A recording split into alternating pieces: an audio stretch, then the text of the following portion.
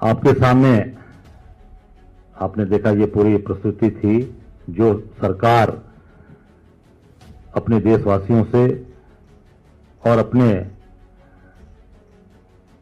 सभी इस देश के जो हमारे साथी हैं, भाई हैं, उनसे पूरे तरीके से झूठ बोल रही है। सरकारी आंकड़े बनाम जमीनी सच्चाई महाकुंभ का आपने देखा, ये भयावह तस्वीर। इसमें जो सरकार ने अभी तक कोई आंकड़े जारी नहीं किए, अभी तक कोई आंकड़े नहीं जारी किए हैं। जो 29 जनवरी को घटना घटी और कई जगह पर ऐसी घटनाएं घटी, इसमें 37 लोग तो ये बता रहे हैं, पर जो रिपोर्ट आ रही है एक प्रमुख समाचार समूह की तरफ से कि उसमें 82 लोग मरे हैं, जिसकी उन्होंने जाकर जमीनी सच्चाई गांव में, घर में, परिवार में जाकर जानकारी की है। और इन्होंने 25 लाख रुपए दिए 36 लोगों को, 5-5 लाख रुपए दिए इन्होंने 26 लोगों को। और कौन दिया? राजस्व का कोई अधिकारी नहीं गया था वहां पर, पुलिस के लोग जाकर, और किस मद से इन्होंने पैसे दिए, और पुलिस को देने का अधिकार ही नहीं है।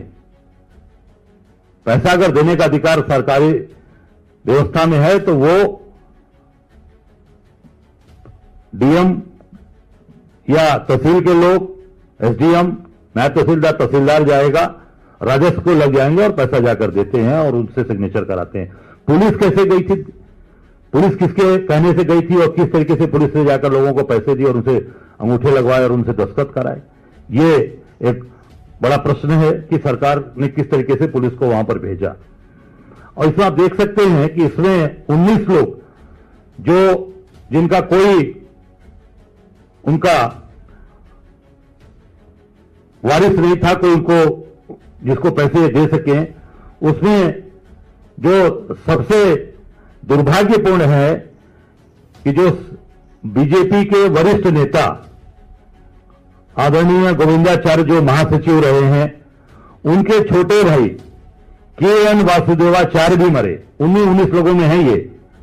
इनका भी कोई वारिस नहीं, और जिसको उसमें कोई भी पैसा, जो कि लाश बनारस गई थी, बनारस गई लाश, और वो लाश का जो दाह संस्कार हुआ के.एन. गोविंदाचार्य के छोटे भाई का, के.एन. वासुदेवाचार्य जी का, वो हरिश्चंद्र महाशमशान घाट है, हरिश्चंद्र घाट पर उनका हुआ। जो महिला उनके साथ रहती थी उन्होंने ये बात बताई है, और उन्हें भी कोई वारिस न मिलकर उनका भी लावारिस से दाह संस्कार किया गया। ये है भारतीय जनता पार्टी की असलियत। और जो अपने राष्ट्रीय नेता आदरणीय गोविंदाचार्य जी के सगे भाई को लावारिस और उनको उस तरीके से बनारस के अंदर जलाया गया। और इससे बड़ा दुर्भाग्य क्या हो सकता है देश का, देशवासियों का, जो अपने नेता के परिवार को भी उन्होंने उसका कोई वारिस नहीं बताकर उसको बिना वारिस के जलवा दिया गया काशी में।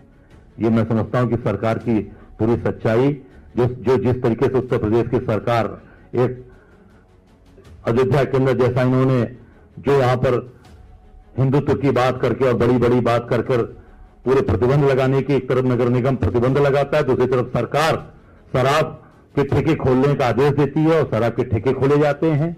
जगह जगह पूरे अयोध्या के अंदर दुकानें खोली गई हैं।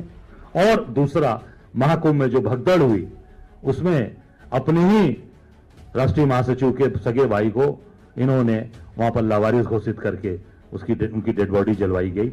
ये और पूरी तरीके से आंकड़ा अभी तक नहीं दिया गया। जो 82 लोगों की रिपोर्ट जारी हुई है उसको भी पूरा इन्होंने छिपाया, 37 कहा।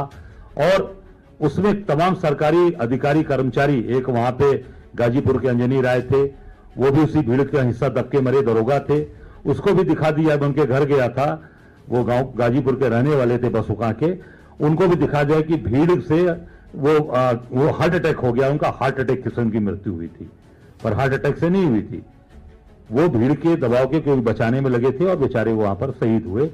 सरकार ने उनकी भी, सरकारी कर्मचारी दरोगा की भी सुधि नहीं ली और उनको भी उसी लिस्ट में डाल दिया। मैं समझता हूं कि ये सरकार पूरी तरीके से आम जनता से झूठ बोल रही है, आम जनता के लोगों को केवल और केवल ठगने का काम। और तो और गेरुआ वस्त्र पहनकर, इतने बड़े गोरखनाथ पीठ के संत हैं, गेरुआ पहनकर ये प्रदेश की जनता और देश की जनता से झूठ बोल रहे हैं।